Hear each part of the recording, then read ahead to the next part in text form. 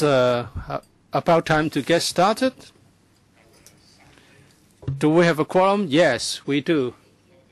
We need 3, and there are 5.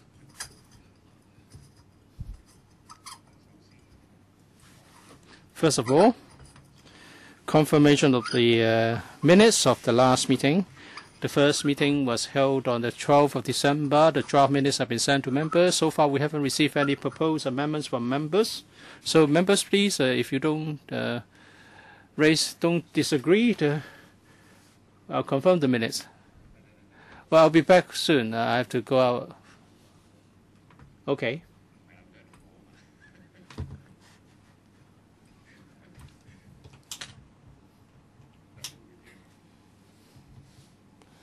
I hope she has not left something at the restaurant. All right. Latest progress in taking forward the health protection scheme. 2 papers have been sent to members. So now is the time to ask the administration's representatives to join us. In a moment, I'll ask the administration to walk us through the paper. Again, a reminder for member. We have a different arrangement for questions.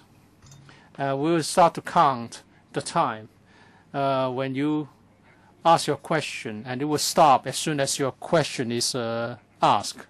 So your time doesn't count against you.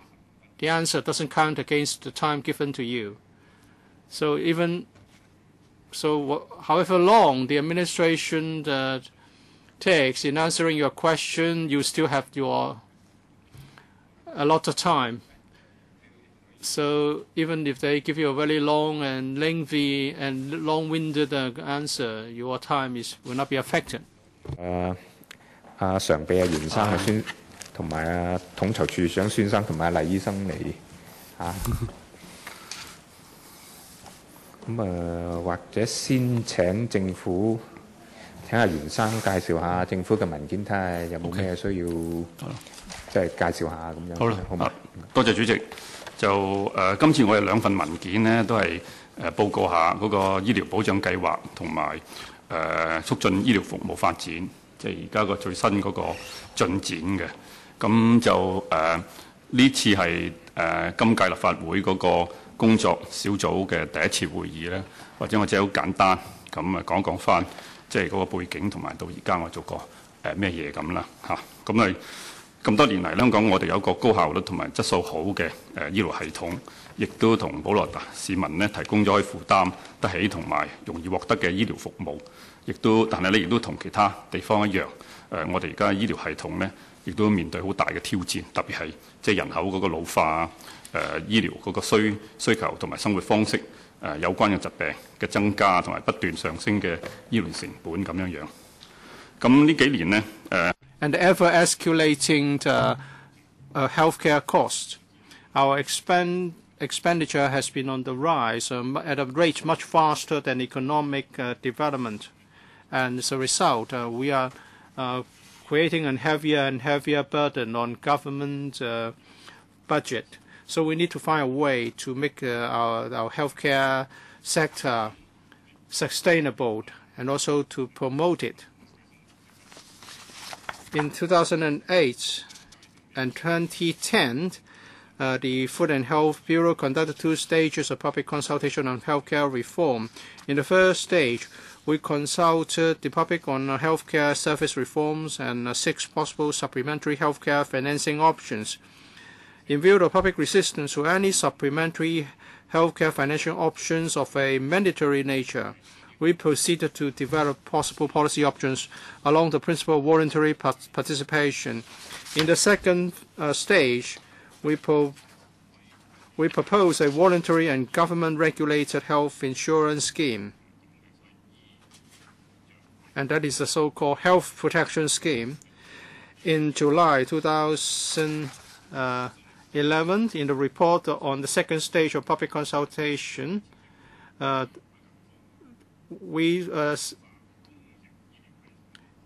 reported that there is a broad-based community support for the government's healthcare reform direction, and that is to strengthen public healthcare system as the core, complemented by a competitive and vibrant private healthcare sector.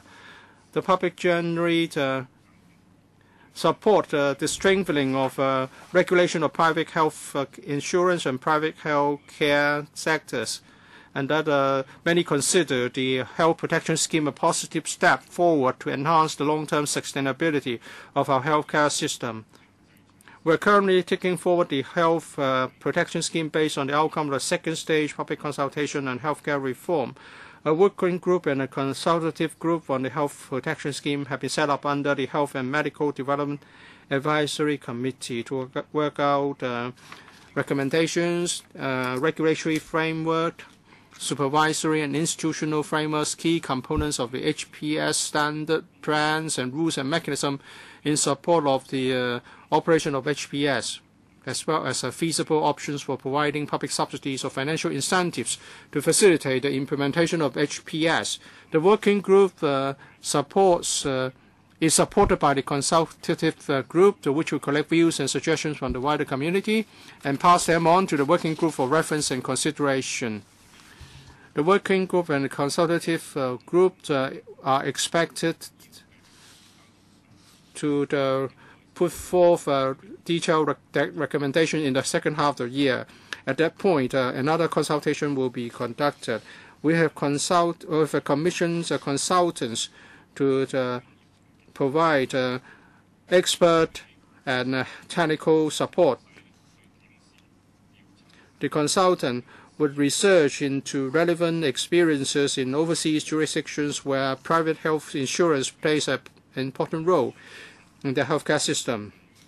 And it's also expected to come up with a detailed design of a sustainable and viable HPS. And after the completion of the consultancy study, details will be made public.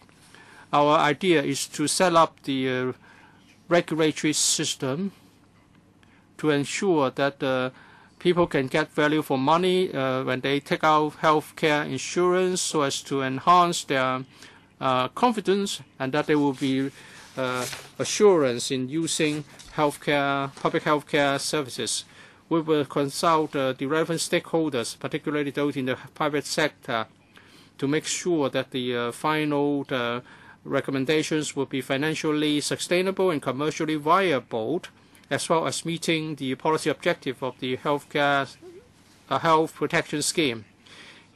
In the process, we need to come up with measures to promote the development of the healthcare service to meet future needs of the community. We understand that the community at large are very concerned about the manpower situation and whether it can tie in with the new development.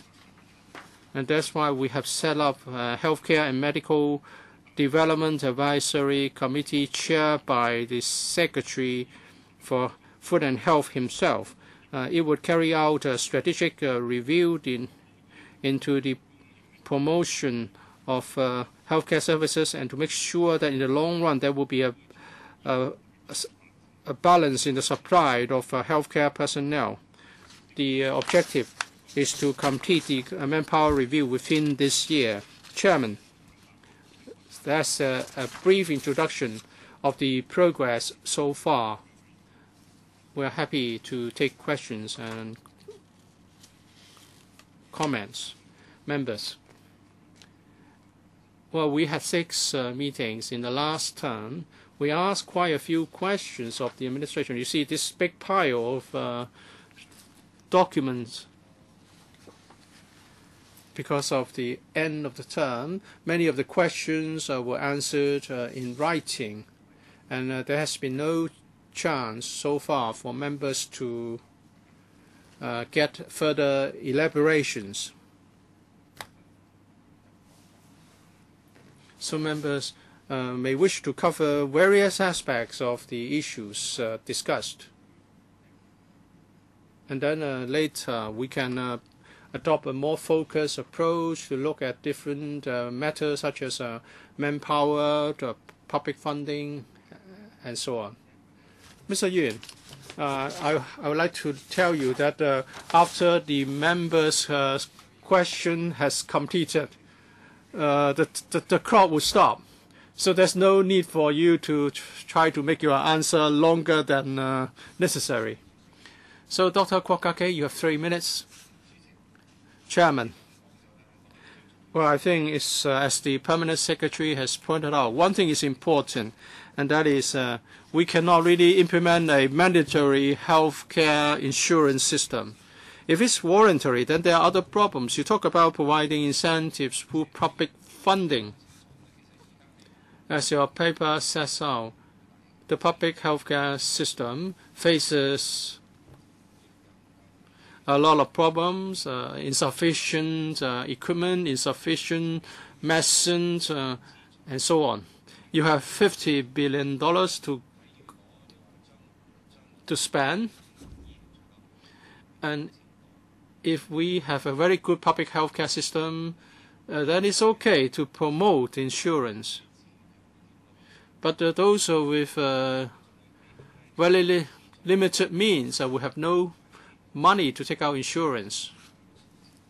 If you look at statistics worldwide, well, in some countries, it's, the percentage is 20 or 40%. That is to say, 20% or 40% would go to the administrative overhead of insurance companies, of health management organizations. So you are actually transferring the money to these organizations. We already have the MPF, which is under heavy criticism. Okay, you can regulate the sector. We have been receiving complaints from patients.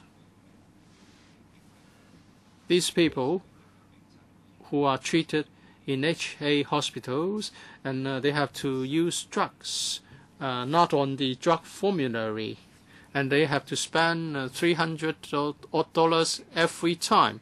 Well, it's just a small sum to you. It's just what you will spend on tea and dim sum. So, but it's a lot to them since you have $50 billion, and the HA finds funding and not quite sufficient. I think Dr. Lee is here, so perhaps you can consider cancelling the drug formulary so that people don't have to buy their own medicine or to buy the drugs which has fewer side effects, or they will have to live with those with more side effects offered by HA.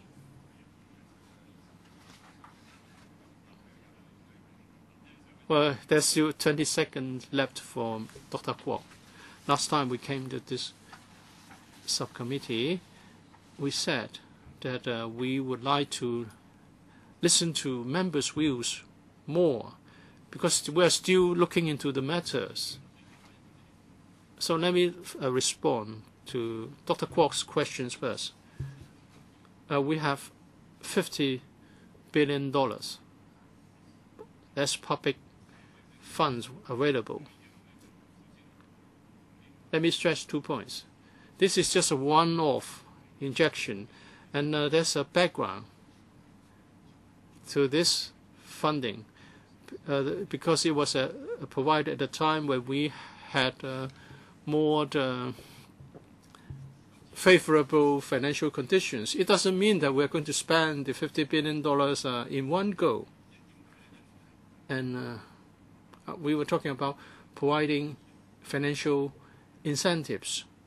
We want to encourage people to take out public health insurance.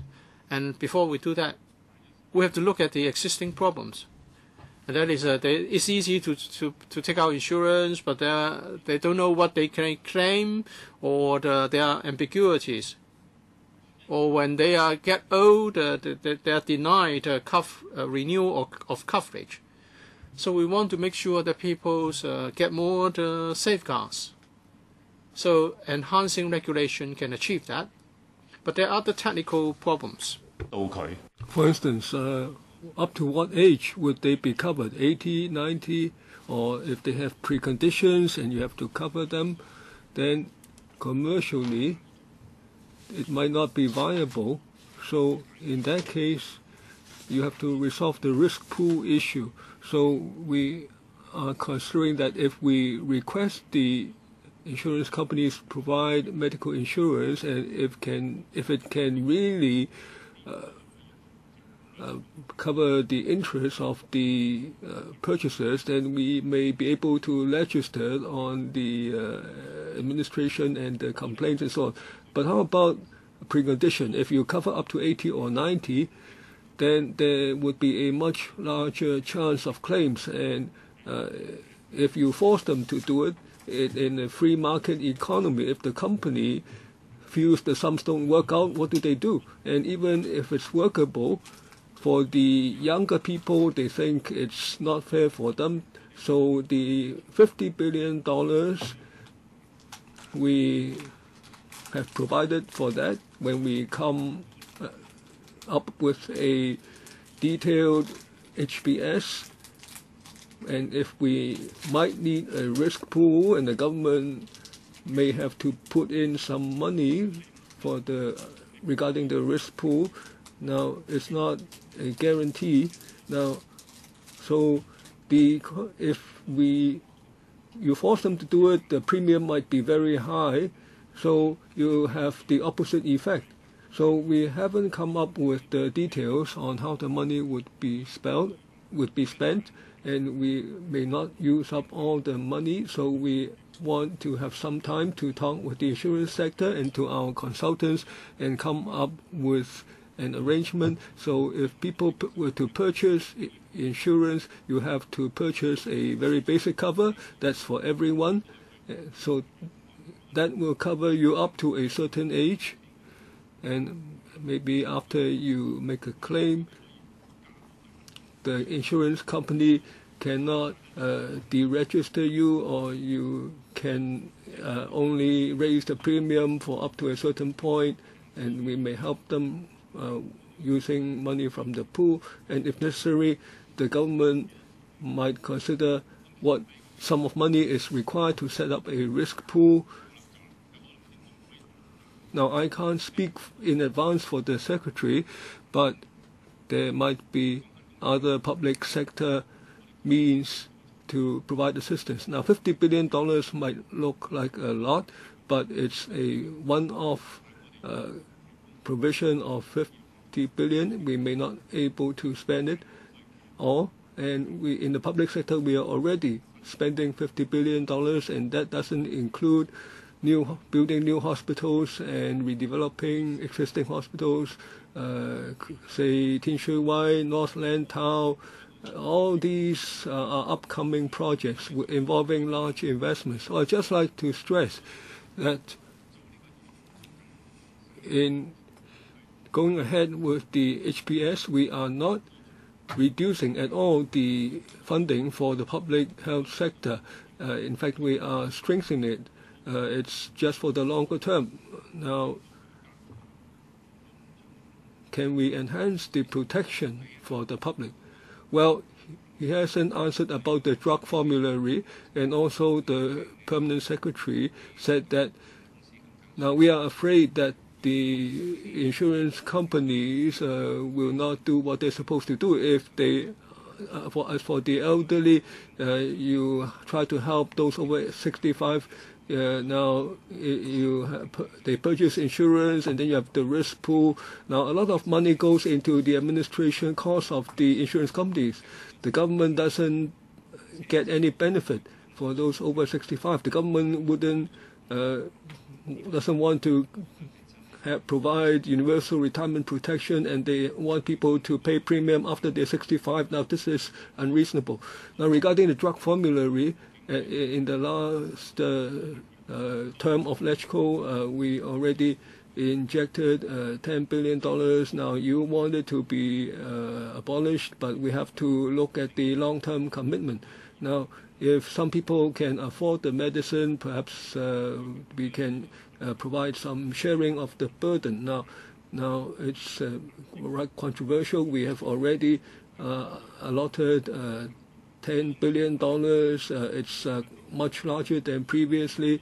Now, we didn't say that the $10 billion will be spent over 10 years. It's a one-off sum so that the hospital authority can have the confidence that this sum is available for it to spend, and they can try to think of some way of improvement.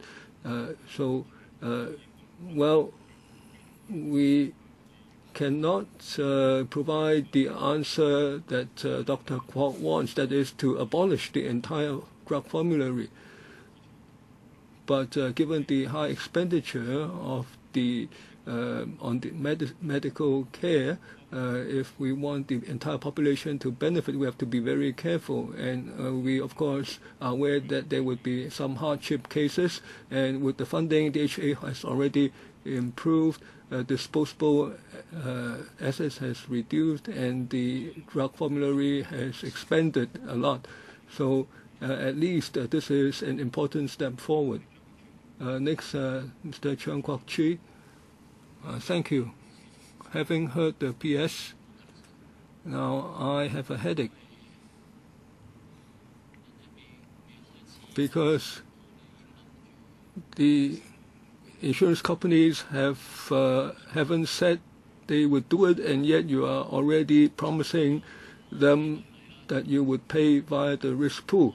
Now, take me for an example. My whole family purchased inpatient hospital cover. We haven't claimed anything over the past 20 years. A couple of us are soon going to retire. Do I still have the money to pay over $10,000 a year of premium? You can say that my children, my sons, can take care of me, but my sons have their own prerogatives. Now, well, people buy insurance just to be on the safe side, and when they get old and when they retire without income, and the children will not promise to pay all the expenditure, then they might withdraw from the insurance payments, and then they go back to the public sector. So this is the normal thinking of ordinary people. Now, secondly, what is covered by the risk pool? Now, in the early days, it said that the talk is that major symptoms will not be covered. And in the end, one may have to go back to the public health care sector. So take me for example. At first, they asked me to raise the premium every 2 or 3 years, and then in the past few years, they didn't ask any more. They don't want me to raise my premium. They don't want me to get more cover because I'm getting older. So the insurance companies always look at it as business. They don't go out to serve the public, and yet we ensure that they don't take up all the risk. So it's not just $50 billion, even $10 billion for them, I think, would be unfair. So you have to resolve all the concerns of the public before you can introduce the scheme. Of course, Mr. Chan Kim Paul may supplement. They might have some kind of joint payment system, but the insurance company must take on some responsibility. Now they got their premium. Now they don't take into account what happened in the past. If you get sick now, they will raise your premium. They won't surrender the profits that they earned in the previous years. So I don't get it now. With the $50 billion, now even now it's voluntary. You say you have to provide incentives. Now, once you spend all the $50 billion, if you've injected all $50 billion, then what else can you do? Maybe another $50 billion, maybe it's bottomless pit, I don't know. Permanent Secretary, insurance is a very complex concept. The difficulty is that, as in the case of the honorable member, if you are lucky, you would never make a claim, so you don't understand how it operates. So most people hope that they don't have to make any claim, and so you don't benefit from the arrangement. So the problem we face is, as you said, the premium would rise when someone gets old, when he has greater need of medical care. They might keep raising the premium, and there's a reason for that, because when you get older, you might need more medical service. Now, if we have a sounder, a private medical insurance market, then if someone gets older and the premium rises, that's reasonable now, but you have to consider that the elderly people don't want to pay more premium, and yet the chance of claims are higher. So you hope that more people will purchase cover, more young people will purchase cover. But if the premium is high, then the young people don't want to purchase it because they have a low chance of claim. So that's why you have a risk pool. So you try to reduce the premium. So when people reach a high-risk age, what do? As like in other countries. Now, initially, you supplement from the public's via a risk pool, and so that more people would buy insurance cover. And when more people buy, then the risk premium would be reduced.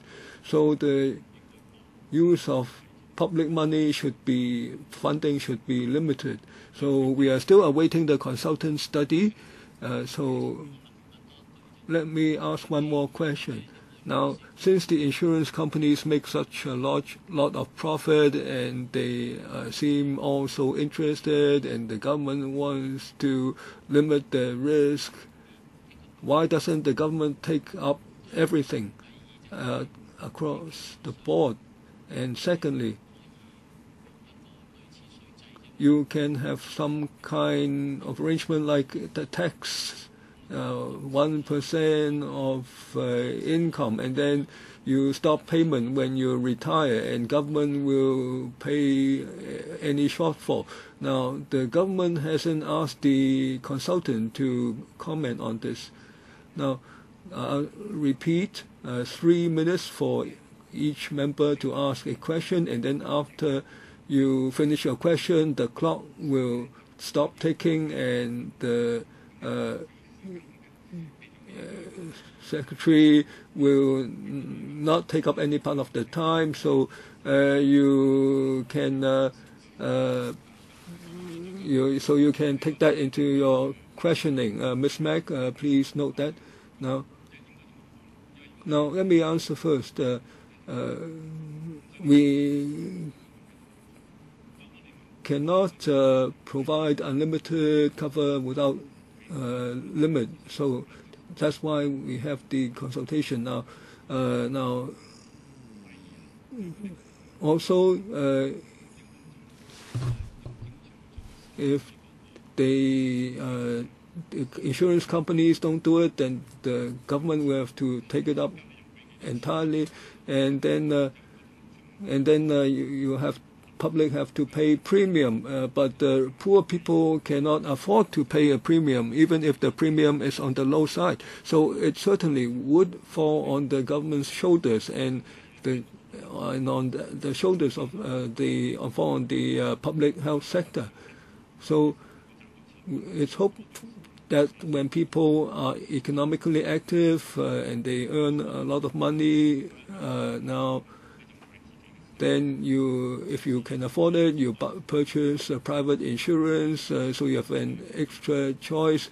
You can choose the public health sector, and you can choose a private doctor and private hospital. So you can purchase that insurance, and the burden on the public sector would be reduced, and the public sector can focus on the grassroots, the poor people. Now, if I can afford it, I shouldn't go to the public health sector. But if I suffer a major illness, it may not be covered adequately under my insurance, I may have to go back to the public sector. Now we have the strength in Hong Kong that we have a strong public sector, and we also have a private health sector. Now in the U.S. they don't have a substantial public sector, so we in Switzerland they have all private sector, but it's very expensive. We are not saying that with the private healthcare insurance, everyone will be forced to use the public sector service. We want to have a bigger pool of people covered by insurance, so they have more choice. And as a result, we can reduce the burden. So should you continue to take out the insurance after retirement? You have to ask yourself, do you want to have this additional choice? The question is, the premium will go up significantly year after year after you retire. And if we will use public funding to support a risk pool, we may be able to intervene to a certain extent in the market. And the insurance companies will be asked to promise that when the insured gets old, they will not increase premium many times over the original. And now the consultant is looking into this, and after it's completed, we'll come back to consult you again. When you have the recommendations from the consultant, perhaps you can also look at existing insurance products. I know some of them can cover you up to the age of 99, but that means that you have to pay $200,000 in premium. So we have to look at the entire timeline from your young age up to your old age. Mr. Chen Hangban. Sorry, I was a little bit late. In the last term, Dr. York Chow said in 2013, that is this year, in the middle of this year, the health protection scheme will be up and running. But according to the latest papers, there's a lot of controversies, and no final decision has been made. The administration will listen to the stakeholders further.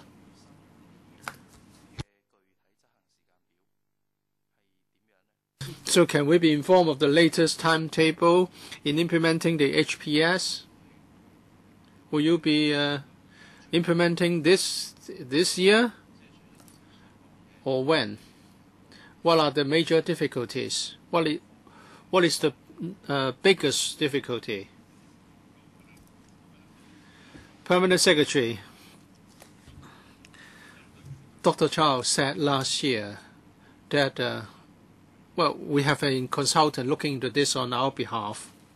He will be looking at related issues, manpower planning, the regulation of private insurance market. We expect that within this year, we will be able to cover all these with some recommendations. And we can work out some details with the HPS. If we want to have something that would offer you the peace of mind,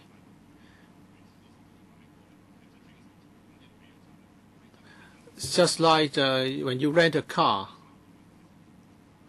in an overseas country, you can pay a little bit more to get this peace of mind in your policy. You don't have to pay attention to the details.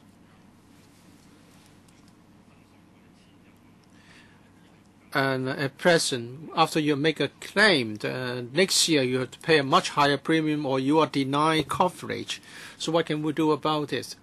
And what can we do about the hefty increases after you are retired?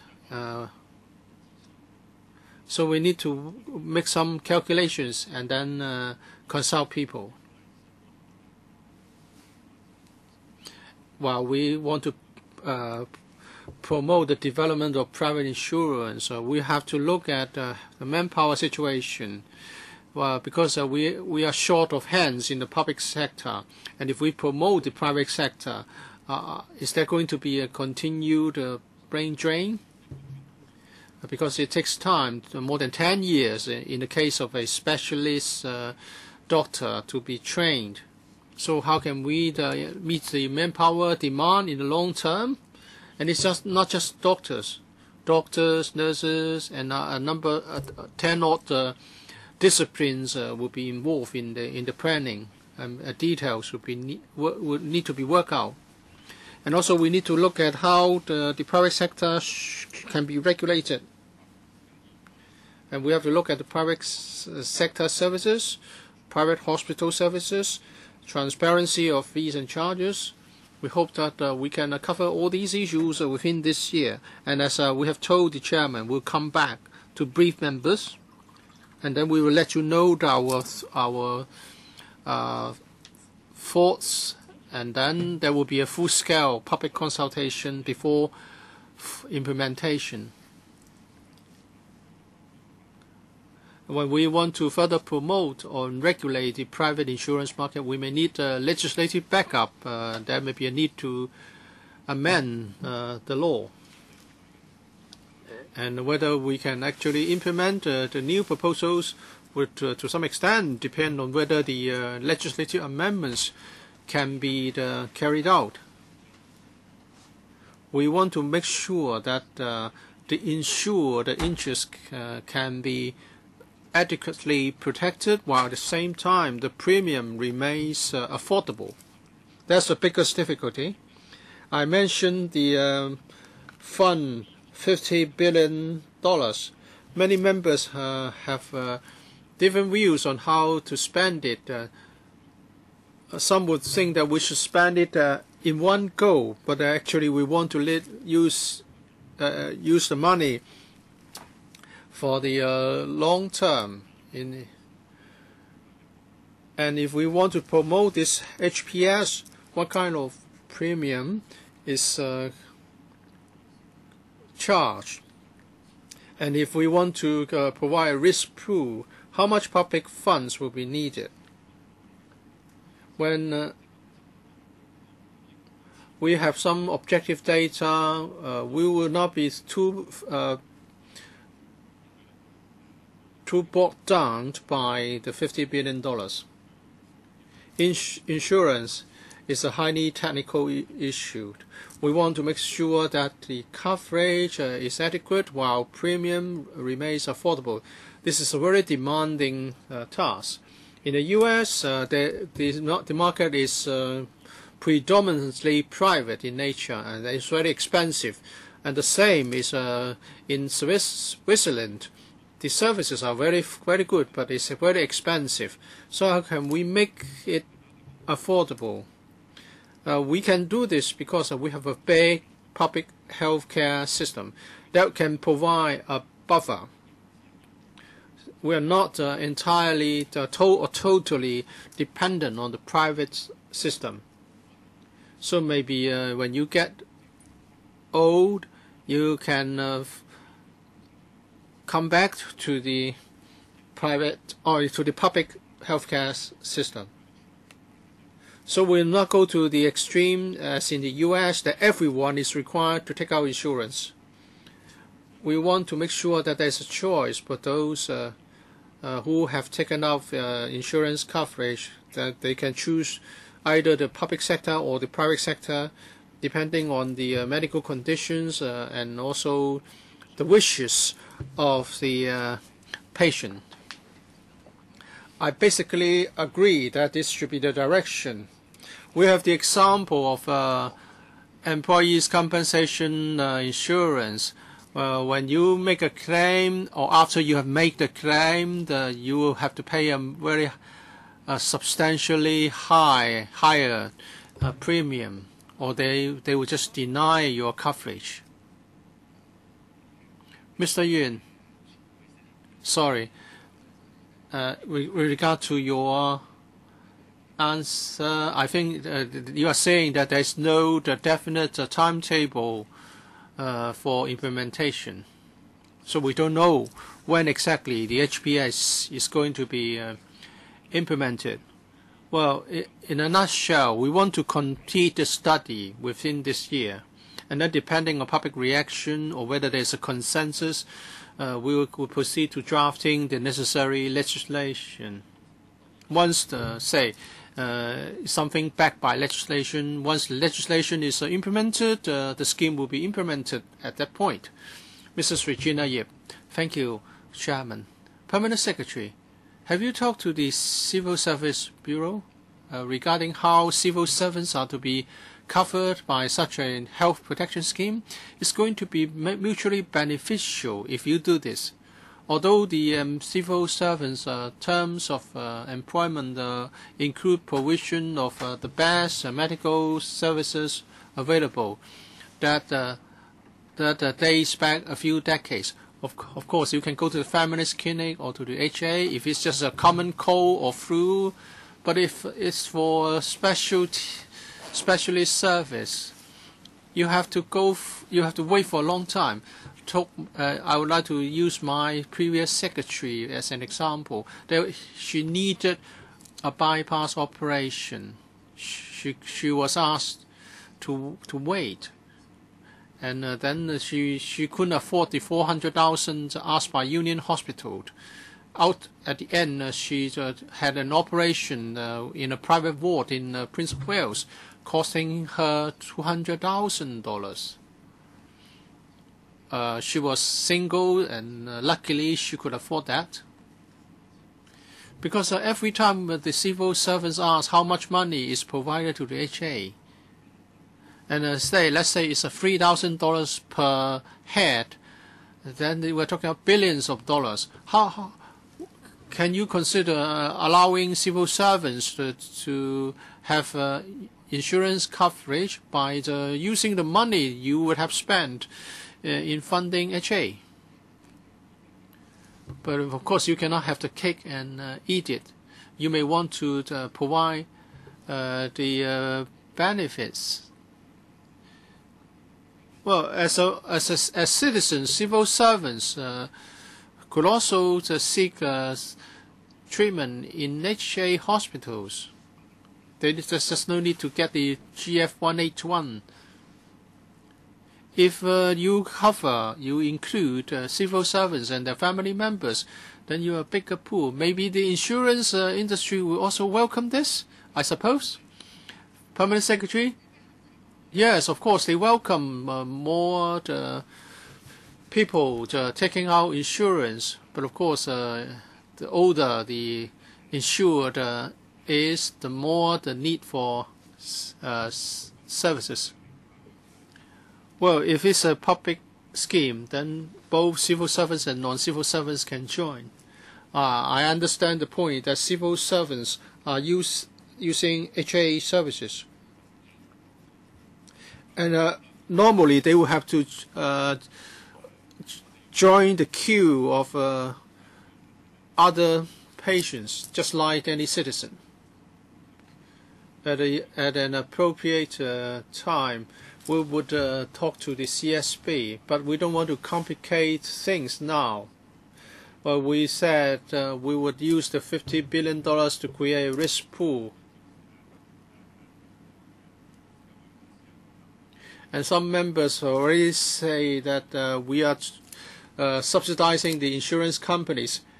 If we raise this in relation to civil servants, there will be more people accusing us of benefiting the insurance companies. When you have details, we can certainly talk to the government over civil servants coverage. The other issue is now civil servants don't have pension. They don't have anything after 55. So it would be fair if you provide them with insurance. Now, many of the younger civil servants, by the time they are 40-something, they all try to leave. And so you will be able to retain the talents. Now, I understand that the industry would welcome this. I understand. We will take note. Let me respond further. We don't want to make the issue complicated, so we wouldn't want to raise it at this point. To help the civil servants, it would be very complicated. But at the suitable time, we will discuss with Civil Service Bureau. Now, many civil servants have purchased private insurance, and the CSB, it seems, that has some arrangement with some insurance companies to have schemes suitable for civil servants. Many people buy that because they don't have to wait too long for specialist service. If we have this in the future, they can still purchase insurance, private insurance, but do we provide special incentive within the civil service? We will pay attention to that. Now, Mr. Chen Kim-po, now, why does government have to use the $50 billion? I'm sure it's not to help the insurance sector, but rather it's because the government wants the insurance sector to do something that private business cannot do and yet would benefit the public. Now, at the time, I had 10 major requests. You can't turn down enrollees. You should have to cover existing illnesses. You can't raise the premium for illness, but keep the original premium. And when they're young, they subscribe and they keep subscribing, then they would receive greater discount. So when they get old, they can be able to afford it. Now, so to some extent, subsidy is involved because if you don't have subsidy, the private insurance sector cannot afford it like they can't afford it now. So you do need some subsidy, but we must be realistic. People have reservation about the scheme. It's about the $50 billion. Now, it's for actually $2 to $2.5 billion per year. Now, some people say, why don't you put the money in the HA? There is drug formulary and there are long queues. But the reality is, if you spend the money over 20 years, $2.5 billion, so relative to the HA, you use only 5%. So after 25 years, if it's after 25 years, they would have spent $1,000 billion, $1 trillion. So $50 billion is very little. So I think the government strategy is to spend a little money, 5% of the budget, to open up a new channel so that the HA can use the 5% to improve the entire medical system, so that those who can afford it will go to the private sector and you have more resources for the needy. So this is a good scheme, and you spend only $2 to $2.5 billion. It's very good value for money, and I think it's viable. As the chairman often said, in the HA there are many systemic problems like waste. Now, the chairman has also many views on that. Now, if you listen to the chairman, you would save the $50 billion very soon, quickly. So let's hear the government make it clear. It's $2 to $2.5 billion per year. Otherwise, it would be unfortunate if the scheme doesn't go ahead because of this. Now, many civil servants are doing that already. Mr. Chen, please keep that to the second round on that Mrs. Yip's point. Permanent Secretary, let me respond briefly. Now, in the last term of LegCo, I said we hope the members can give us a little time and not argue about the $50 billion.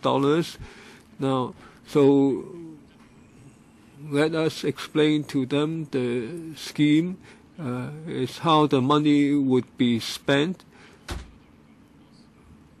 Now, for insurance, very often it's a psychological issue. People think it's expensive, so they don't purchase the cover. Because so few people purchase the cover, the insurance companies impose many terms. They don't take on many people.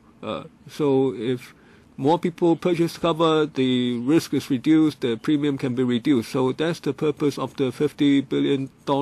So we may have to set up a risk pool so that the premium is not so high at the outset, so that more people would purchase the cover. Then you may not need any more public funding. So it depends on the design. If the design is good, it may not be a recurrent expenditure. It may be just one-off. And then what's left of the $50 billion, how do we make use of it? It may be used for other purposes. So after a few months, we may have more detailed information about our scheme. So before the second round, I have also some questions.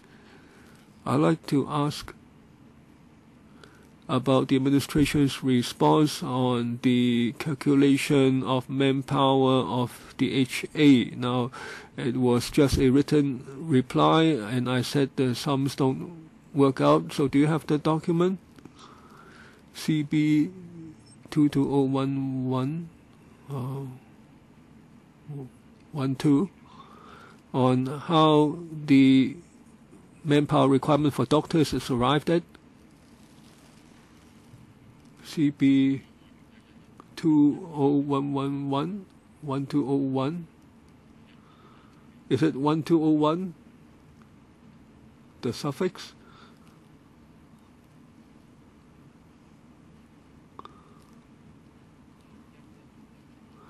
(11 to 12), and the document number is 2011. 201/11.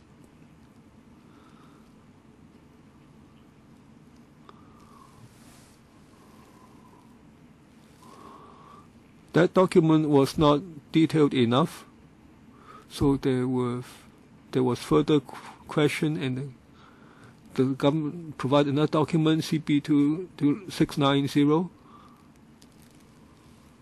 2690. Do we have that?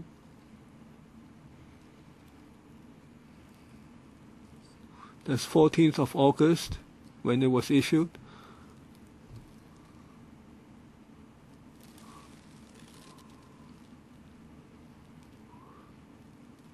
(2690), 14th of August.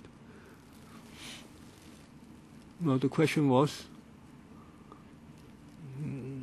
it's a micro issue. How do you arrive at the need for 590 doctors at emergency wards? Now you have a table. It says that by 2026, there are so many specialist services. So let's take the first one, 2026. You need 596 doctors.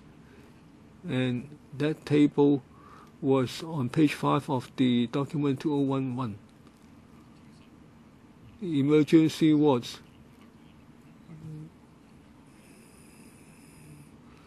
596.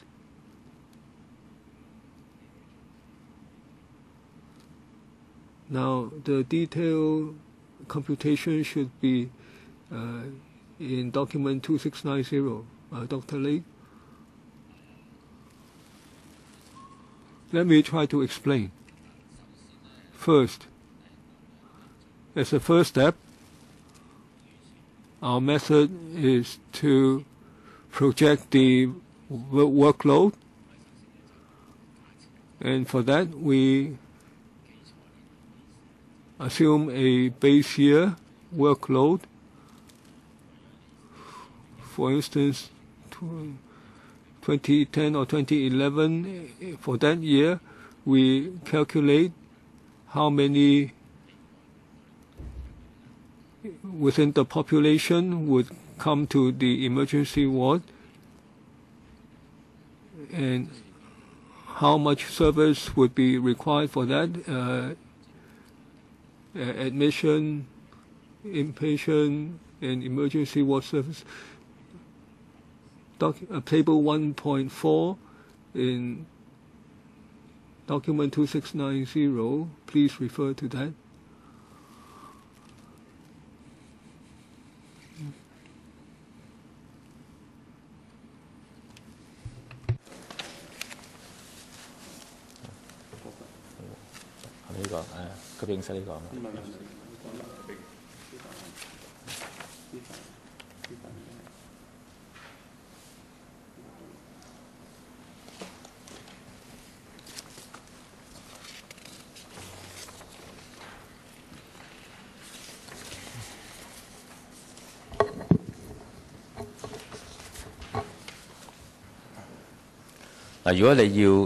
Now, if you want the actuarial figure, I don't have it on hand, but I can only tell you about the projection. I want the actual figure.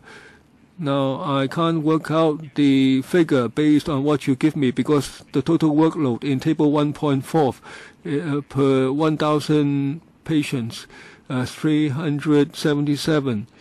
And then by 2026, and you look at the expected population calculated by Census and Statistics Department, and then you look at the appropriate age group and you multiply and how many per thousand would come and make use of the service. That's 8.09 million in population.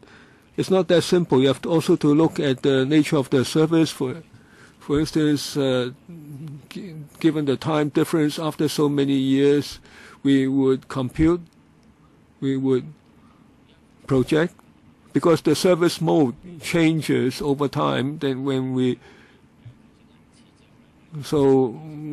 you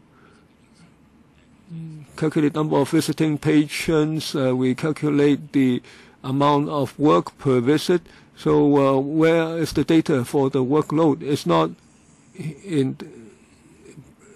published here. It's internal computation. So based on your reply, we cannot work out the figure. If you merely use the table, you may not be able to arrive at that figure. Now, I feel that our subcommittee should be able to have access to those figures. Can you give us the detailed figures? Can you give us the assumptions? I need to know your assumptions. Please go back and talk to your colleagues. Because next time we'll talk about manpower. Now, these details sometimes would be required by the members. Because I see in Table 2, you mentioned the workload units, the parameters for your assumptions. That doesn't cover emergency ward. And also in Table 2, in Appendix 2 of 2690, page 8, on average, you give a range, for instance, inpatients 6 to 56 minutes. So if it's average, how can you give a range? So you can't calculate it right now. If you ask for the formula for each figure, the parameters, I don't have those. Can you supply us for each parameter?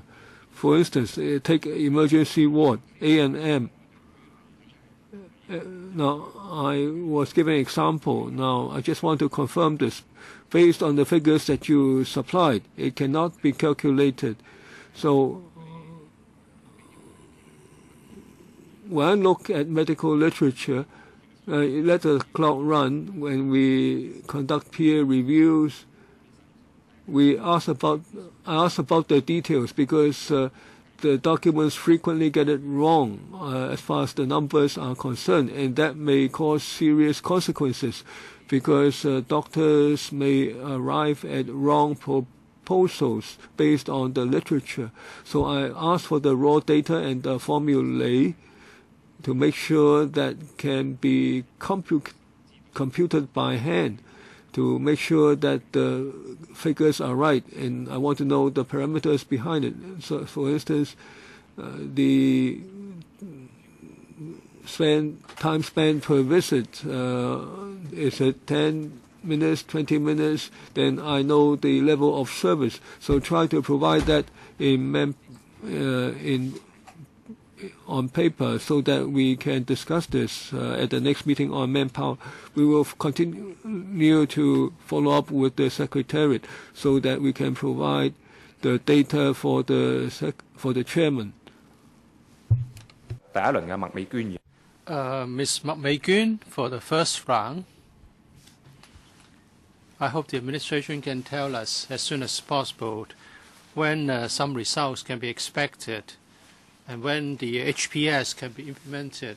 If there's one, I'll certainly participate.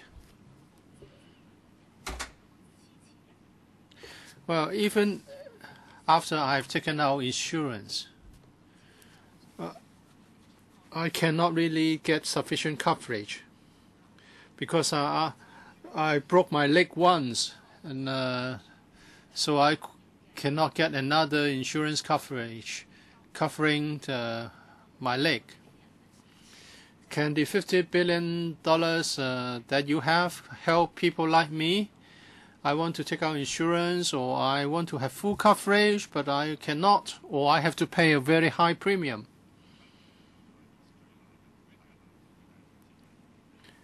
But your problem is the biggest difficulty we face. We need to provide in the design. First, we want to make sure that you can renew your policy. Second, the premium is affordable. As Mr. Chen Kim-po has said, there are many competitors in the market. Why is it that they are not providing this service? There must be a reason. Or you may say that they want to make the highest possible profit. But there is competition, and some newcomers may want to do this, so there must be a reason.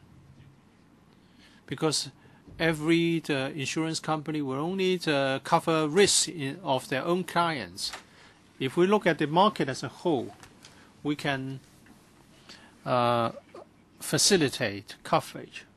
So we have to tackle as part of the technical issues, people's problem like yours. And that is once you had a coverage, and then how can we ensure that you would continue to have the coverage later? After you have made a claim, then the premium will still be affordable. That's what we are trying to do at the end or after the middle of this year. We would like to come back to brief you and consult you. And maybe we would like to regulate the contents of insurance policies in this or that way, and also how people can switch from one policy to another, and what kind of arrangement will be there to make sure that you can still get the coverage after you make a claim. So we'll discuss with members with regard to the further details later. Chairman, I think you are very clear about this. We have 1.9 million chronically ill people who have to pay very high premium, and some 30% of patients cannot make a claim to cover everything if they go to a private hospital. So how long can that risk pool sustain us? This is not just about risk pool, the risk pool. It has also got to do with transparency of fees and charges of private hospitals. So we need to look at the entire system. It's not just about regulating private insurance companies. Of course, we cannot regulate fees and charges of private hospitals, but we would like to find ways to ensure that there's transparency. The clock doesn't have to be restarted yet. So Miss Mac broke her leg, and then the insurance companies no longer cover her leg. Well, because they have a lot of business, they don't need to tackle this. They don't need to accept Miss Mac. The additional risk is not really high. Maybe the consultant can work out some figures. Well, they need to calculate the risk. That is whether your leg would have problems again, and how much money will be needed to tackle future problems of your leg. They will work out the sums to ascertain the risk. Well, in my example, it's just my leg. But there are other people who cannot take out insurance. The chronically ill, the mental patients. Well, the HPS will not cover mental patients. Correct? So these people will never get coverage? That's also something we need to look into. And that is, what if we cover them? We need to have a balance. In the previous consultation document, they will not be covered. So you are saying that you are going to consider this? Well, we'll have to consider whether they should be covered. We have to look at the definition of mental patients. It is difficult. And would it be sufficient just to cover hospitalization? Well, this is the stage where we'd like to listen to you more. We'll have to consider your suggestions and also your worries when it comes to private insurance coverage. Mental patients or bipolar disorder patients, they're not suffering from schizophrenia. They will not get any insurance coverage. We're talking about coverage in respect of other diseases. They also have heart disease. We're not asking you to cover the expenditure arising from their mental disease. Okay, you have said that the $50 billion will be spent in one go. You're going to spend $2 billion at a time, for example. You want people to take out insurance. I think this is not changed. So you have lured me into insurance. What if I cannot renew the policy, or I have to stop in some future time? Maybe I have broken my leg again, and the premium is so high that I don't want to take out insurance anymore. So, with respect to the $50 billion, some people may be attracted to insurance for better service by utilizing the $50 billion, and also by luring them away from the public healthcare system. And if afterwards the $15 billion can no longer help these people, say the person breaks his or her leg again, and at the same time the public sector is doing better and better, and you cannot regulate the operation of private insurance companies, and they will tell you that this is the kind of service I can allow you to use given the premium, but at the same time the public sector is providing a better service. You want people to take out insurance at an affordable premium, and you want to turn people away from the public healthcare sector. We're not talking about the grassroots. The grassroots will use services provided by government. So do you have a concrete plan to make sure that these people will not subsequently return to the public healthcare system? And is it possible to position the public sector at a certain level so that if there's improvement, that it's going to be improvement all around, both in the public sector and private sector? so that these people will later return to the public sector if there's a higher service level there. If you take out insurance, you're going to expect this level of service. You cannot regulate fees and charges of the private hospitals. I've got less than a minute left. I'll stop here. Let's get an answer.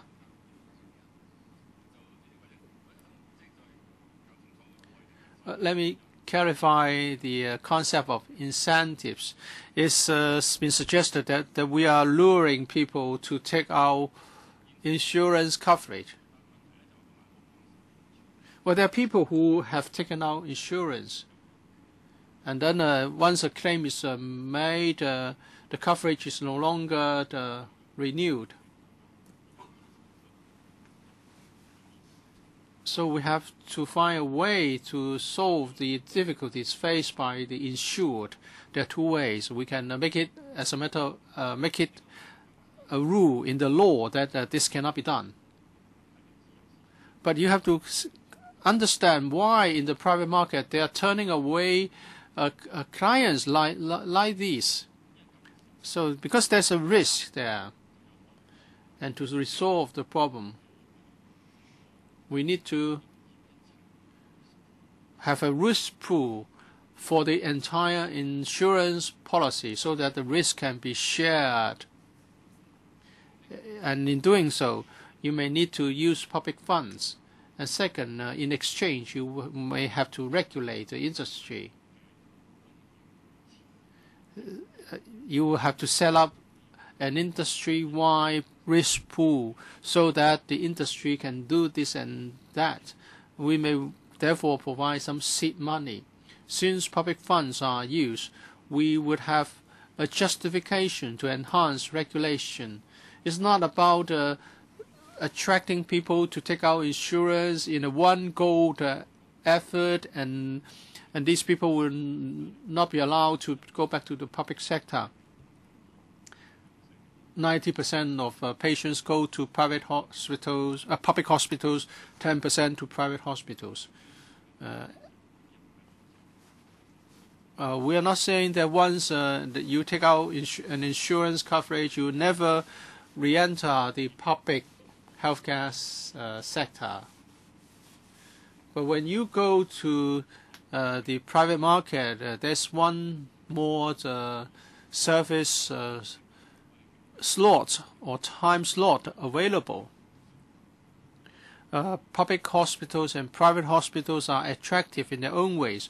Private hospitals offer you choice of doctor. You get better accommodation. You get less restriction for visits, and so on and so forth. If the operation is not very complicated, it would make little difference whether it's carried out in a private hospital or in a public hospital. But you get more flexible arrangement if it's in a private hospital. There are also merits of the public healthcare system. The team is strong. There are many experts in who can work together. And also the public sectors are there to serve the public, especially those with limited means. We all agree that the public sector should first and foremost provide services to the poor. As for the other people, we want to make sure that they can have a choice, a wider choice, and they can choose not to use services in the public healthcare sector. This is exactly the objective of implementing the HPS. So we said that we would fork out $50 billion, but that has given rise to a political controversy, saying that we're benefiting the insurance companies, and secondly, we are trying to prompt people to take out insurance and turn them away from the public healthcare sector. So we would like to further enhance the market. We provide the incentive, and we want the insurance companies not to turn away people. Formally, we divide into 2 items agenda. The PS already spoke about the role of the private and public health sectors. PS, do you need some time to talk about the second document? Now, I'd like to take this opportunity to hear more from members so as to take into account, so that we can take into account your views when we work on the details. Okay, Dr. Kwok. Now, I'm still not clear after hearing the above. Now, Mr. Chen Kin-po said it doesn't matter. $2 billion or $50 billion is all good. Now, I don't always want to harp on the relationship between the government and a certain trade now, but I'm still concerned whether it's $2 billion or $50 billion. Have you assessed how much of it would turn into the administrative fee or the profit of the insurance companies? Secondly, I'm worried about the risk pool. Now, if I'm the insurance company, of course I would take the business because they do not cover it. Now, some of the insurance premium is earned, and yet the business goes back to the public sector. So the insurance companies make the profit, and yet the government covers the shortfall. Now, this is very controversial. So, for instance, the insurance companies accept coverage for 20 to 60, and then at age 60, the risk is high, so the government will have to take on the risk from the risk pool. So why don't you just ask people to purchase government insurance at age 60?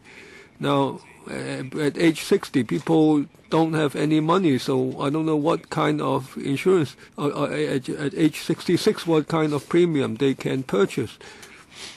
So I'm very unclear on what you are trying to get at.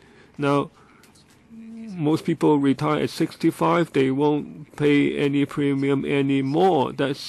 I'm being frank, their income is so low, and you want them to purchase insurance cover.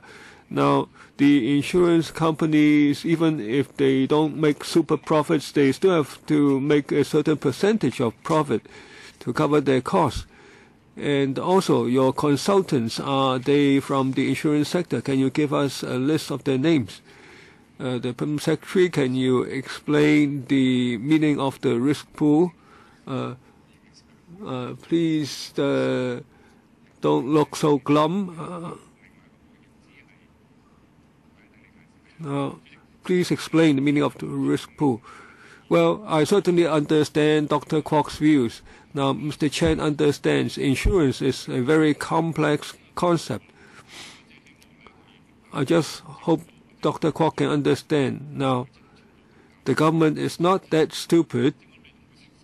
You won't believe that, would you?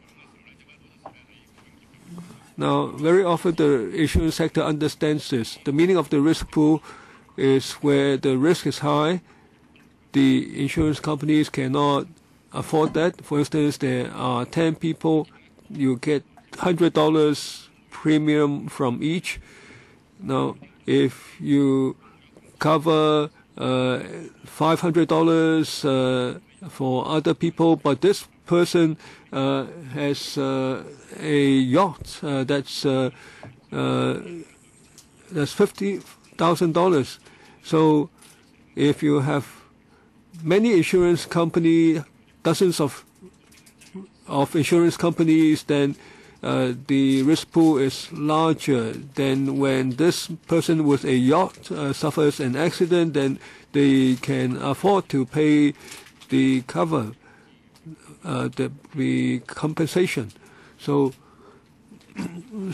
people have no illnesses like diabetes. Now, if my insurance company now, for my insurance company, I can hardly afford such a patient. But if the insurance companies group together, then they jointly share this risk, and the actual premium would be shared as well. So this is a complex concept. So public funding is not involved. It might, because we may undertake that in the initial days we have to offer some insurance to the insurance company, so that once the scheme is set up, now in the first years the premium may not be enough yet, so we may have to inject some public money to help them set up a risk pool. Now, if it's successful, the pool gets bigger and bigger, then they may not need public funding. Now, if they don't do well, then the government will keep injecting funds. Then we have to consider anew on the overall level of premium overall. That may have to be increased. Now, the point of the risk pool is so that the premium would not be so high for the others. Now, the chairman, now the permanent secretary, well, he's permanent secretary. He's not a deputy. Now, he perhaps I can spend a few minutes to explain this. Do you mind? Now, this subcommittee is not just for members to ask government questions. It's also for exchange of views among members. So if I need to supplement, I can.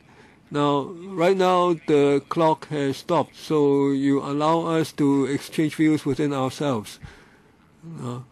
Yes, we do need to exchange views. Now, Mr. Chan Kim Paul has expertise that can help us understand more clearly about the risk pool, so that we know when the government would be involved in the financial arrangement. Now, before that analysis is offered, now, Dr. Kwok had asked a question. Now, the government covers whatever the shortfall or uses the public funding to cover the risk pool, and is the permanent secretary. Now, he explained the risk pooling. Now, we need to, before we actually understand what's risk pooling, we have to discuss whether the government should intervene and use public money to form a risk pool, because in the beginning there may not be enough insured. So the government has to make sure there's enough money to pay claims. Now, for me, understanding the risk pooling is not important. The point is there is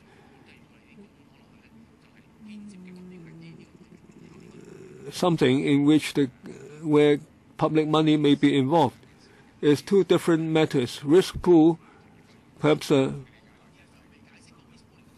well, the PS, let Mr. Chan Kim Paul offer his professional views.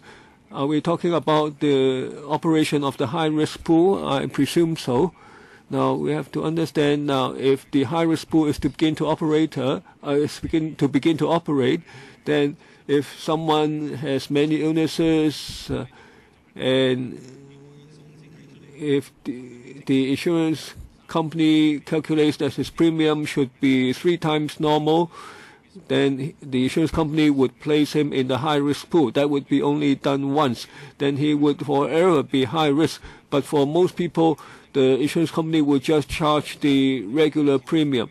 And no matter how ill that person, those people become, the government, the insurance company cannot kick him out or raise the premium. So Dr. Kwok need not worry that the insurance company would just pick its clients. Now, for the extremely high risk people, the government wants to have them covered, so they would fall into the high risk pool. But for 90% of the people, they would benefit from the system. That is, once they join the system, they cannot be dispelled, no matter how ill they get. You cannot even raise the premium. You can only raise the premium according to the age. So this is what the public would like to see. So for the public, this is the best situation. And this is done only once. So when each person joins the HPS, he would be classified as whether he is high risk. If he is already very ill, he would have to pay 3 times the premium and fall into the high risk pool. So 3 times the regular premium would be placed in high risk pool. Then the government, well, it's not very good. The government wants the other insurance company to put some fee in it as well, and if there's still not enough money to pay the claim, the government would pay the shortfall. Now, this is the system the government is contemplating. Now, the insurance companies still have to take on risk. I have to ask now on what Mr. Chen said. I hope it can be clarified. If it's the case, I agree. He said that premium cannot be increased.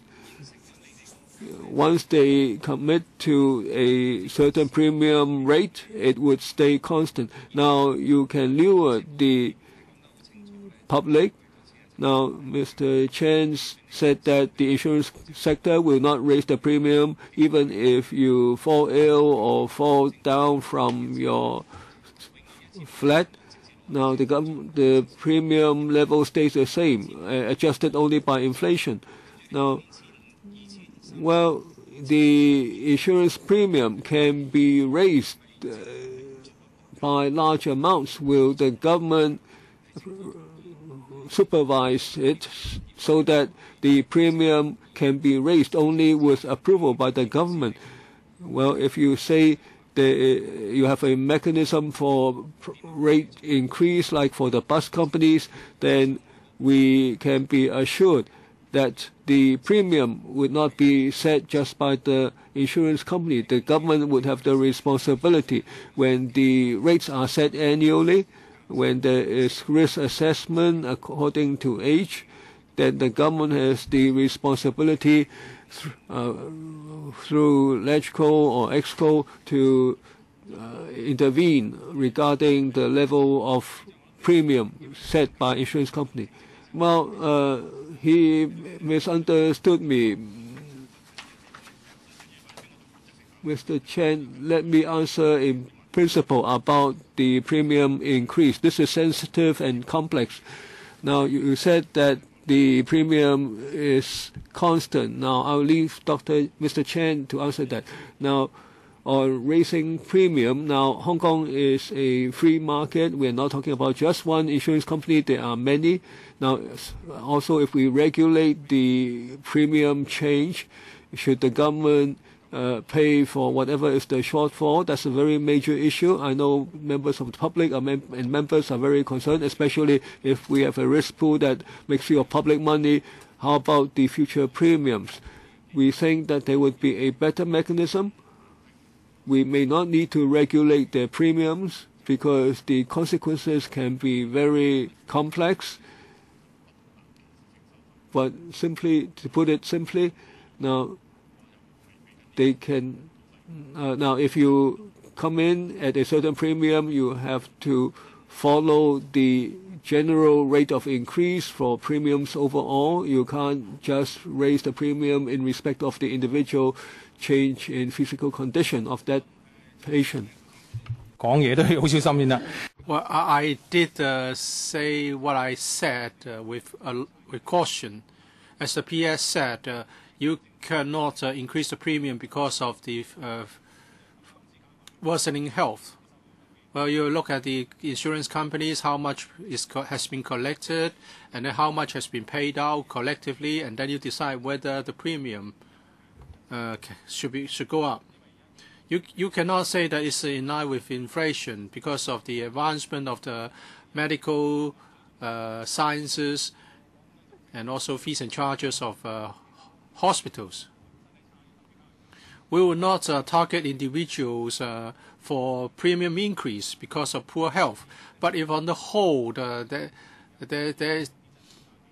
is a deficit, so you have to go up, increase the premium. But for a big pool, you cannot increase the premium by a few times suddenly. That's a very good concept.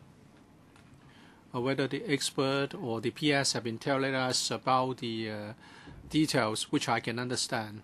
But I find some concepts puzzling. For example, premium increase. You are assessed for the first time. You're either high risk or you're not high risk. If you're high risk, then you have to do this or that. You regulate the system without public funding. There are two kinds of people who will take out insurance: healthy people, and there's a no claim to discount. If I am sick, I would like to get better service, that kind of service in a private hospital, for that kind of service. Dr. Joseph Lee. There's a problem we need to clarify with the risk pooling at my age, or 10 years later. I would like to get a different service level. What kind of service level can I expect with risk pooling? That would be different 10 years later. Can you maintain the same level without premium increase? This has not been discussed. And it's not just because of my aging. Yes, points noted. Second round, Mr. Chan Kim-po. I asked a question about the consultant. He hasn't answered that question. Price Waterhouse, not an insurer. Price Waterhouse and Coopers, an accounting firm, and they branch out to do management consultancy service. It's a global firm with a big network. They can help us get information on overseas experience.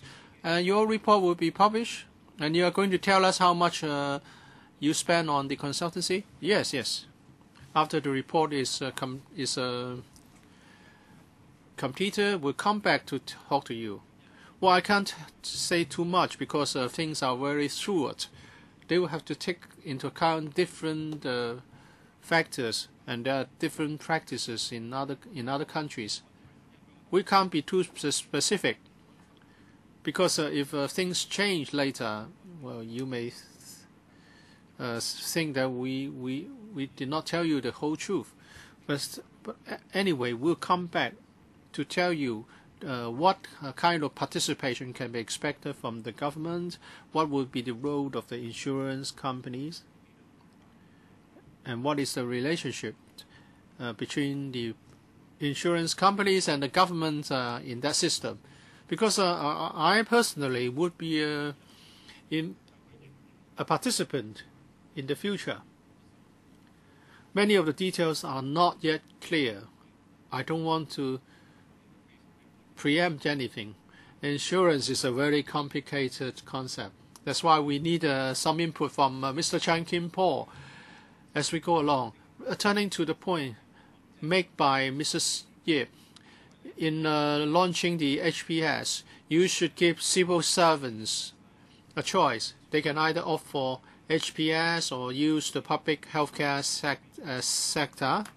Say, if some civil servants opt for HPS, then you may want to provide a subsidy with regard to the costs of providing the service to the civil service. That's good for the civil servants. They don't have to spend money on taking out insurance, and at the same time they can have better healthcare services available to them. And as regards the point made by Dr. Kwok-Ka-Kay, I'm not just saying that everything will be okay. As a citizen, I welcome the scheme, but my constituencies do not want to see this implemented immediately, because at present they can be choosy. Well, they are not more insurance companies are unhappy than happy. Healthcare insurance has a very low margin, 3 to 5% at present, so they are not very interested. But they have to do this because, first of all, there's still a profit. Second, they can do some clients, and there can be a possibility of cross-selling. But I don't know whether the government would have more restrictions. For example, the other commercial insurance may have to incorporate the same features as healthcare insurance. That would ruin the private market. That's why there are more insurance companies which are unhappy. At present, it's a free market. No one will be stupid to invite government regulation. So don't think that the insurance industry welcome this with open arms. Well, you want the insurance company to take on these insurance, and there's no premium increase allowed, and renewal cannot be denied. Well, you must ask some actuary to work out whether this is feasible, whether the very strict requirements will be feasible and viable in the initial stage. If you just try to launch it and it turns out to be not viable, many people will be disappointed. Mr. Chen is correct. We understand that in the insurance system, the current system offers more freedom to them. But from the perspective of the government or the policy of public health care, we would like to enhance protection afforded to existing healthcare insurance holders or future holders.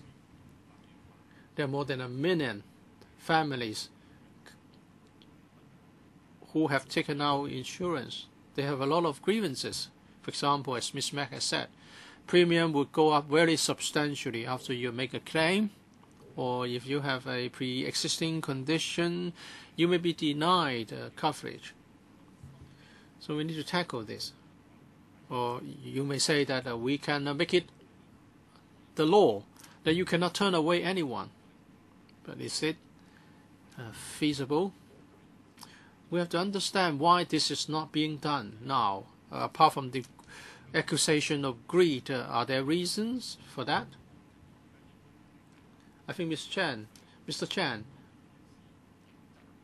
we are a small place and we have a lot of insurance companies operating in a highly competitive environment.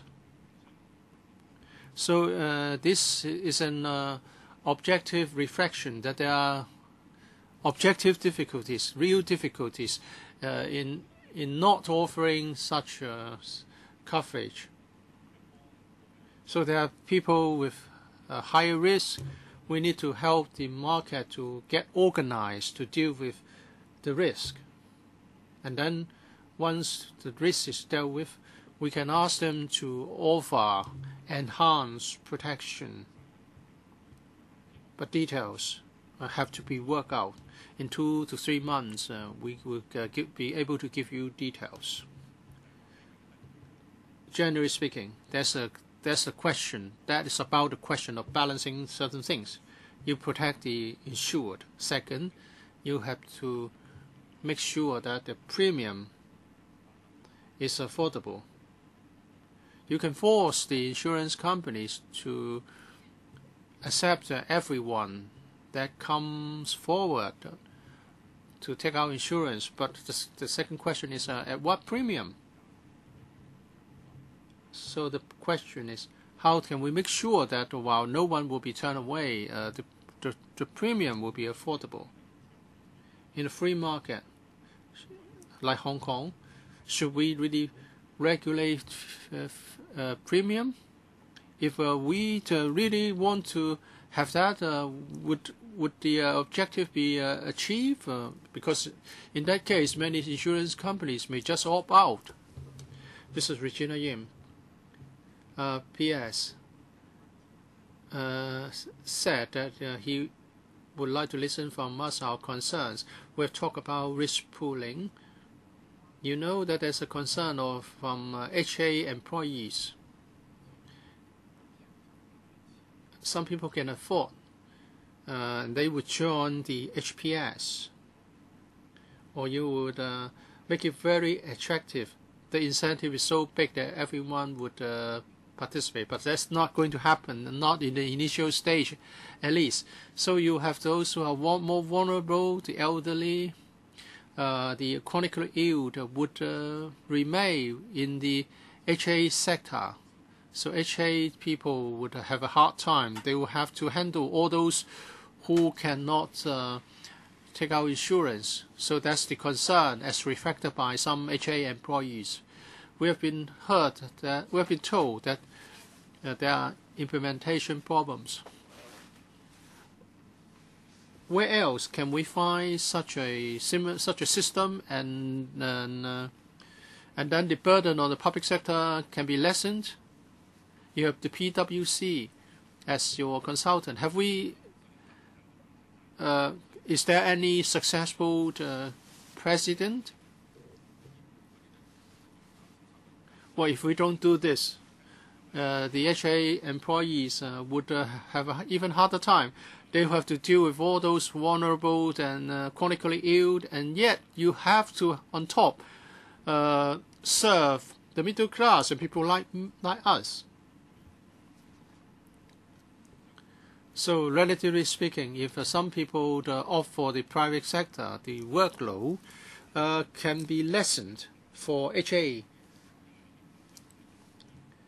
In the future, the HA will still be responsible for training up doctors, so they will have a wide variety of cases to handle. We are not just encouraging rich people to take out insurance coverage. We are talking about premium affordable, not affordable to the rich. We are talking about ordinary citizens. Premium should be affordable to the general public, to ordinary people, so that they can get a coverage, and then when there's a need to get service, you have a choice. You may want to go to an HA hospital because of the high quality of operation, but you may want to have to be operated on by doctors in which you have confidence, so you have a choice. So I think the worry would not be borne out. On the whole, the workload can be reduced, or the workload would not be increasing at such a rate that is not really manageable. Maybe the rate of increase in workload will be less severe. Turning to international experience, healthcare systems in all over the world are facing the same problem, escalating costs, and they are doing a lot of reforms. For example, in the US, that's the Obama reform, same for the UK and Australia. Australia is like us. It basically relies on a public healthcare system, but they have a very vibrant private healthcare system of sector as well. but we're not going to follow their practice. And because they are public hospitals, would accept patients on private insurance coverage. So they have two sources of patients. We are not going to consider this. We would make a distinction between the public sector and the private sector. 因為我哋唔想。 No, we don't want to raise the public servants issue at this point because we want a system that fits the entire public. For civil servants, if they think that this system is suitable for them, now then some people may think the government should help them to purchase this insurance. I don't want to mix this up. I don't want people to get the impression that this system is to help the public service, the civil servants. Now, on the actual situation, I hope to give more data at the next meeting. Now, the whole world is taking on medical reforms. Now, in the U.S., basically, it's a private medical sector. So their biggest problem for them is that some people don't have the money to purchase private insurance. So, and in the UK, mainly, it's basically all dependent on government commitment. So their reform is that the hospitals will operate independently. So the government purchases different services from the hospitals. This is their way of improving their healthcare. So we have to look at the uniqueness of Hong Kong. The other healthcare systems of the world have a lot of envy for us. People may have a lot of criticisms about the HA, but to be objective, not that many healthcare services around the world can match us. In fact, we may be the top as far as public healthcare sector is concerned. But we want to find ways so that the private sector to do more, so that people can have the choice, and they would not be forced. Now, can you give us more information on the Australian sector? Certainly. And Chairman, I'd like to ask about the development of the medical industry. You have a paper. That's item, the third item, the role and development of the private medical health sector, the role of the public and private healthcare sectors, the services. You have 1.5 minutes more. Well, the Permanent Secretary just now said that the paper doesn't require much introduction. Now, the government provides information on 4 sites. Now, and the main thing is the concept. If you are to develop the industry, then it's for people to make money. These sites would let them make money, so it's not for the entire public sector. Recently, I accompanied a relative to Hong Kong Sanatorium and Hospital, semi-private room. Now, $60,000 per room. First class, almost $90,000. And it's all Putonghua speaking. So they make a lot of money. Now, are they charities? Do they pay tax? Now, you supply land for these hospitals to make money. How does the general public benefit? Now, as for the concept, I think I have to leave that to the Secretary himself. Now, a good opportunity might be on the occasion of the coming policy address. I can't speak entirely for the Secretary, but the Secretary has spoken on this on different occasions, and he will probably be able to speak on this on the occasion of the policy address. Now, he may have somewhat different views. Now, while we try to move forward the HPS, now we try to give people confidence so that more people will purchase insurance cover, and we also try to strengthen the private sector.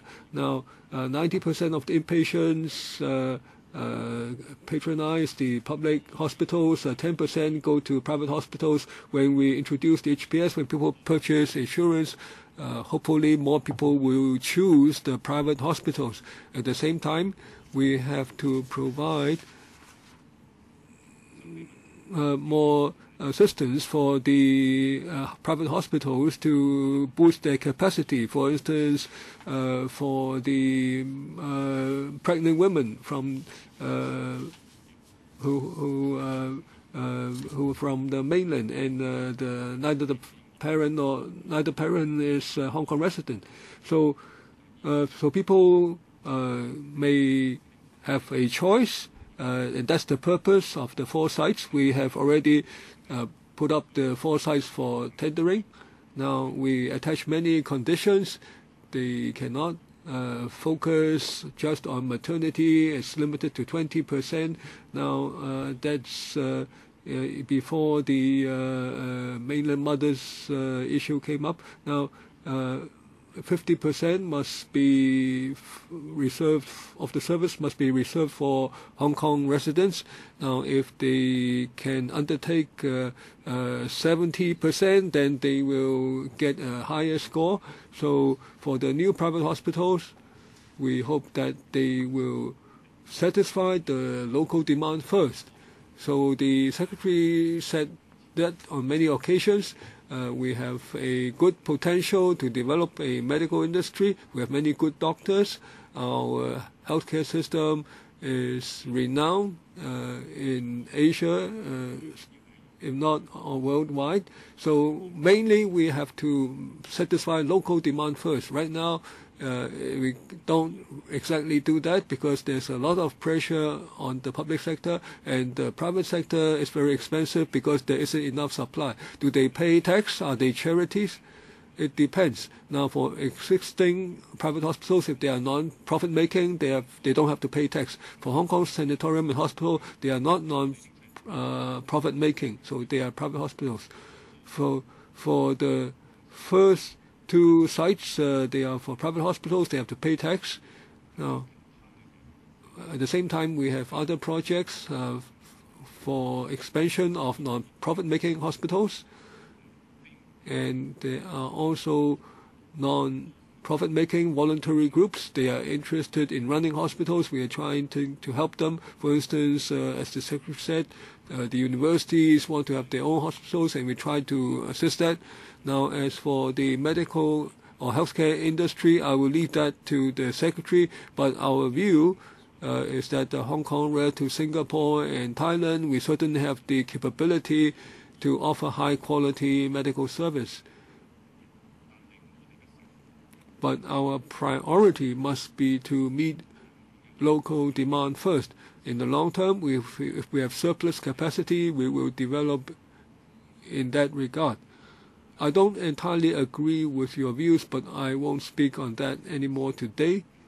Let me offer a little bit of comment on your initial question that with healthcare insurance, the better cases would go to the private sector, the not so good cases, for the elderly, they would stay at the hospital authority, and would that reduce the workload at hospital authority? Now, let's take one illness. We have 4,500 cases of ulcer cancer in the intestines. Now, with the expansion of private insurance, the private hospitals would do 1,500 more, and the public hospitals would do 3,000 cases, 500 less. So the worst cases would still stay at the public hospital. So it's 500 cases reduced for the public sector.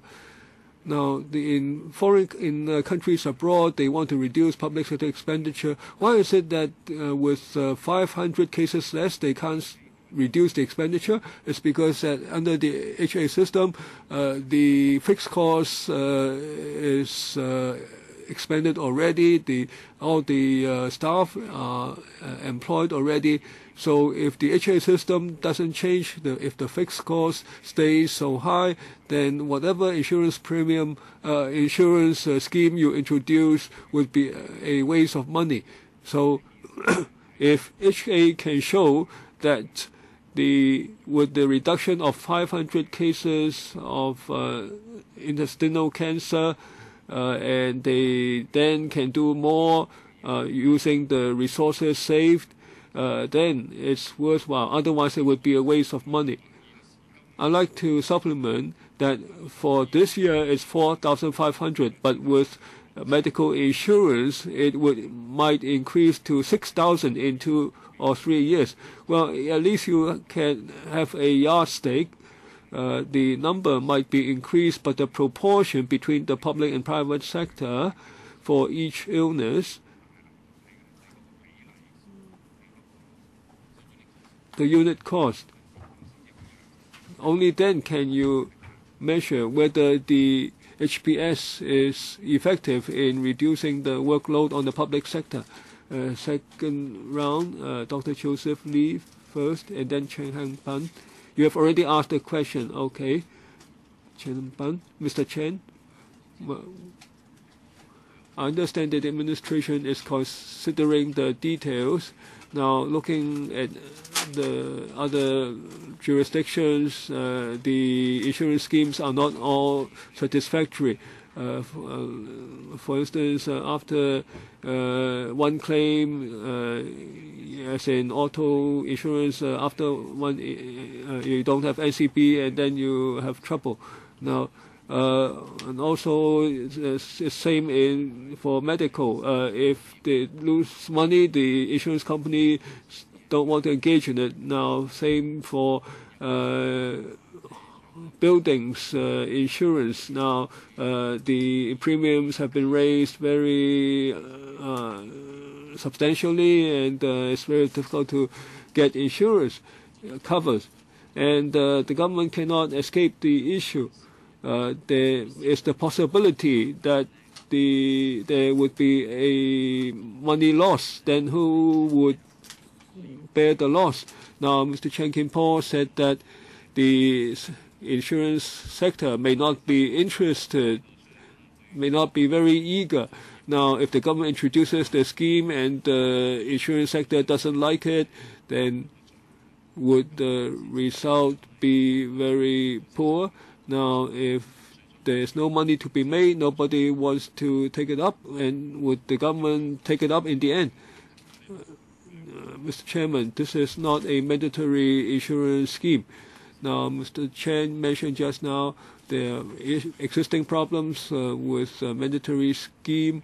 There are problems with the mandatory scheme right now. The problem is that after one claim, the insurance company thinks that the risk is high and they do not want to renew the coverage.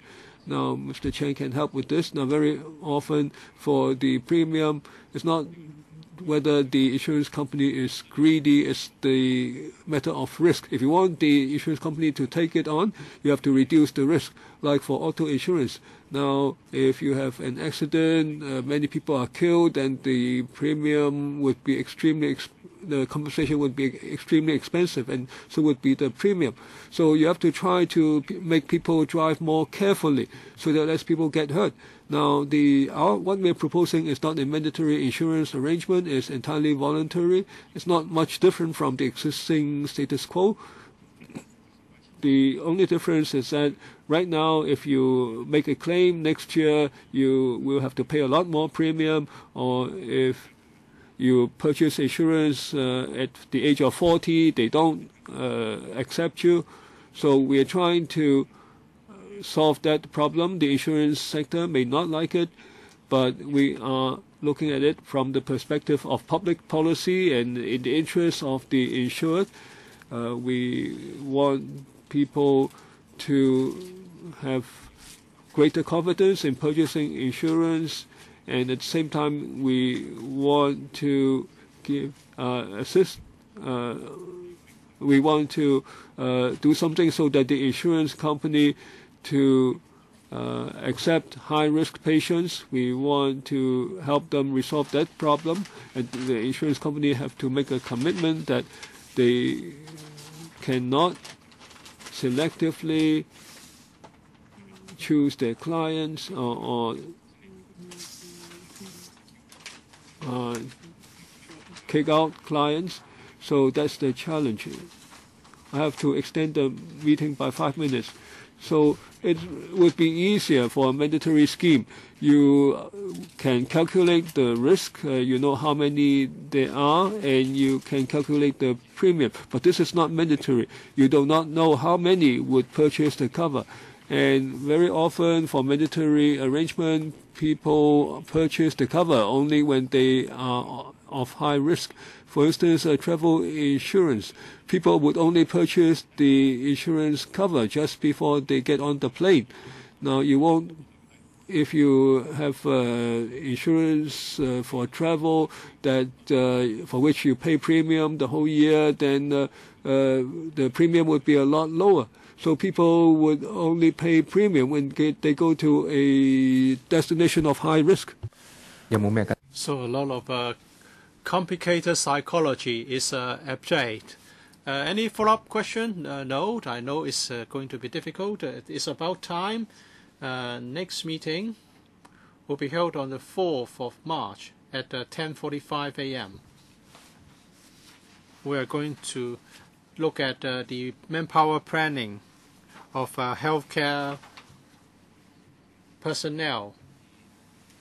There will be more information from the administration. So let's hope that we can have a more substantive discussion next time. Meeting's adjourned. Thank you.